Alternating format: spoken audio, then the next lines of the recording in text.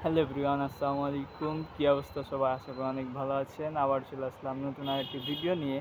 আজকের ভিডিওটি অনেক মনে করেন যে বিপজ্জনক হতে চলেছে, কেননা যে শেরপুর শেরপুর পার্শ্ববর্তী এলাকায় অনেক বন্যা, অনেক পানি, মনে করেন যে ১০০-র বেশি। আমি শুনলাম যে ১১৫টি মনে করেন যে এলাকা ডুবে গেছে পানিতে।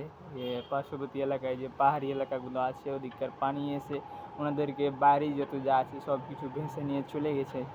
তো আমরা সবাই দোয়া করব তাদের জন্যে, যারা মনে করেন যে বানের কারণে, পানির কারণে যে ডুবে গেছে, যাদের বাড়িঘর ভেঙে গেছে, তারা যাতে অনেক জায়গাতে যাতে মনে করেন যে ঠাঁই নিতে পারে, ওনারা অবস্থিত করতে পারে। আমরা সেগুলোই মনে করেন যে ব্যবস্থা করে দেবো। পার্শ্ববর্তী এলাকায় যারা আছি আমরা তাদের জন্য মন খুলে দোয়া করব, যাতে করে আমরা তাদেরকে থাকার জন্য ব্যবস্থা করে দেবো। আর এই যে দেখতে পাচ্ছেন যে পিছনে আকাশটা আছে, এখান দিয়ে মনে করেন যে দুপুর 2টা অথবা 1:30টার দিকে মনে করেন যে সেনাবাহিনীদের যে বিমানগুলো থাকে এবং হেলিকপ্টারগুলো থাকে, যাকে বলে হেলিকপ্টার, যে উদ্ধার কাজে মনে করেন যে নিয়োজিত থাকে, যারা উদ্ধার করে, সেই হেলিকপ্টার গেছে এখান দিয়ে একটা। হয়তোবা অনেক মানুষ হয়তোবা বিপদে আছে, যে উদ্ধার হচ্ছে না, মানে কেউ পারছে না, ওই জন্য সেনাবাহিনীদের উদ্ধার বিমান হেলিকপ্টার গেছে।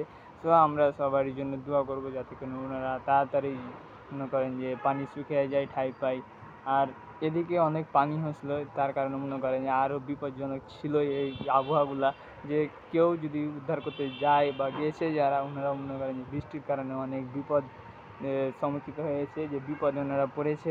আমরা সবার জন্য দোয়া করব, যাতে করে সবাই মনে করেন যে ভালোভাবে সুস্থ হয়, ভালো থাকে আর সুস্থ হয়ে যায় তাড়াতাড়ি।